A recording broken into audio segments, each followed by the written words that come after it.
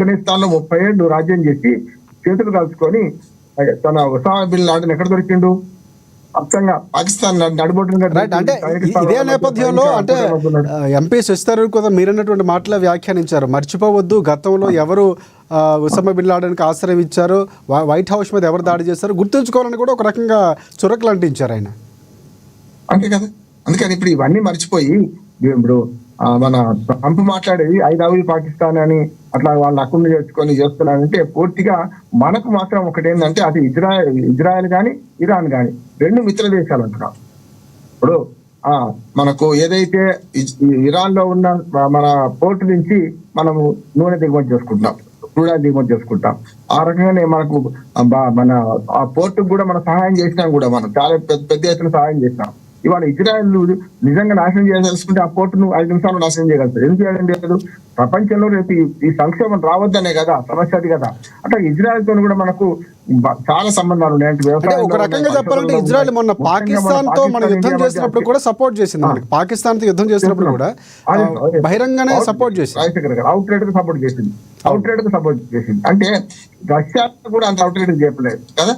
అందుకని out right చేసేంత బాగుంటుందేమో. అందుకని ఇజ్రాయెల్ తోని ఇంత సంబంధాలు ఉన్నాయి. ఇరాక్ తోని కూడా సాంస్కృతిక సంబంధం ఉంది.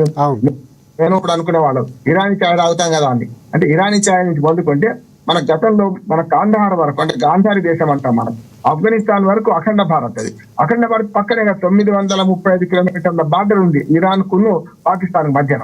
అటువంటి అప్పుడు అక్కడి నుంచే మనకు చాలా మంది మొదలు యాత్ర ఇరాన్ నుంచి జరిగింది కదా. మనం ఇదంతా కూడా అప్పుడు రాజ్యాలు ఏర్పడి అక్కడి నుంచే కదా. కనుక ఏ రకంగా చారిత్రకంగా బాగా ఎట్లా చూసినా ఇరాన్ తో మనకు సంబంధాలు ఉన్నాయి. అందుకని మనం రెండు మనకు ఇష్టమైన ప్రియులే కనుక మనం ఏమంటే రెండు కూడా దగ్గర చుట్టాలి, ఎవరికి ప్రాణం అటువంటి చుట్టాలే కనుక ఇద్దరి మధ్య మన బోర్డర్లో పోకపోవడం కూడా కరెక్ట్ అంటున్నా. ఇప్పుడు వాళ్ళలాగా ఏకపక్షం వహించలే. మనం కూడా యుద్ధం ఆగాలని కోరుకుంటున్నాం. ఇది యుద్ధము అనివార్యం అని వాళ్ళు అనుకుంటున్నారు, నివారించదగ్గ దేశమే అనుకుంటున్నాం. కనుక భారతదేశం ఒక పక్షం తీసుకోలేదు. అందుకని మనం చూడండి భద్రతా మండలిలో అప్పుడు ఓటింగ్ జరిగినప్పుడు మనం దూరంగా ఉన్నాం. చాలా మంది ఏమన్నారంటే ఇజ్రాయెల్ సహాయం చేసింది అనుకోండి, భారతదేశంలో ఉన్న వాళ్ళే ఇరాన్ కు సహాయం చేయాలి తప్ప మీరు ఆ ఓటింగ్ లో పాల్గొనకపోవడం అనేది పరోక్షంగా ఇజ్రాయెల్ సహాయం చేసింది ఆరోపించిన సందర్భాలు. ఆ అపవాదు భరించి కూడా మనం అందులో ఏ రకమైన ఏకపక్షంగా ఉండొద్దు అనే ఉద్దేశం. మనం అంటే బహిష్కరించింది తప్ప మనము ఇజ్రాయెల్ సహాయం చేయలే కదా. బహిష్కరించడమే సహాయం చేసినట్టు అని ఒక మాట అంటున్నారు, కానీ అది నిజం కాదు.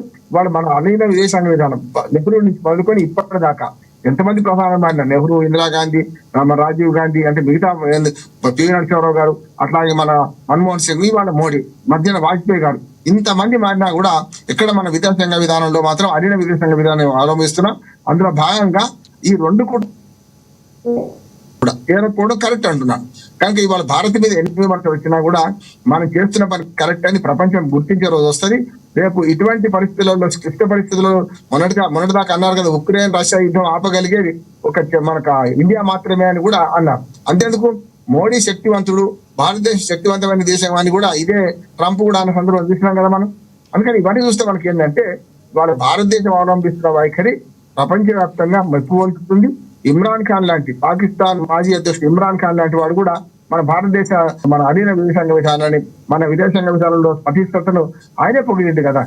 అందుకని ఇవాళ మనకు ఆ రెండు దేశాల మధ్య వైరము మిగతా పాశ్చాత్య దేశాలలాగా మనము ఇజ్రాయెల్ మనము మద్దతు ఇవ్వలేము, అట్లాగే రష్యా చైనా లాగా. కాకపోతే రష్యా చైనా కూడా యుద్ధంలో దిగలేదు రాజశేఖర్ గారు.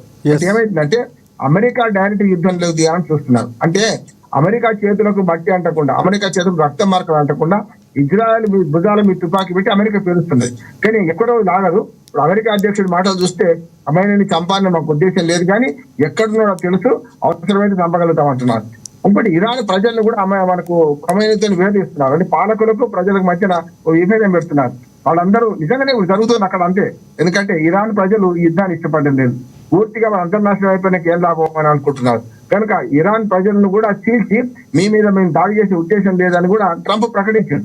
కానీ ఏం చేస్తున్నారు, ఒంటరి చేసి ఎక్కడున్నా చంపుతామని అమెరికా అధ్యక్షుడు అంటలేరు, చంపాలని ఇష్టం లేదు అంటూనే ఎవరితో ఆ మాట చెప్పించాడు, ఖమేని ఎక్కడున్నా సరే మేము చంపి తీరుతాం, ఆ ఖమేని వచ్చి యుద్ధం ఆగిపోతుంది అని ఇజ్రాయెల్ అధ్యక్షుడు నెతన్యాహు అంటున్నాడు. ఒక రకంగా రెచ్చగొట్టే వ్యాఖ్యలు అనుకోవచ్చు. మళ్ళీ కమెంట్ స్పందించడం, యుద్ధం ఇంకా తీవ్రతరం చేస్తామని చెప్పడం ఒక రకంగా ఇందాక మేడం మాట్లాడినట్లు ఆజ్యం పోసినట్టు అయింది ట్రంప్ వ్యాఖ్యలు అనేవి.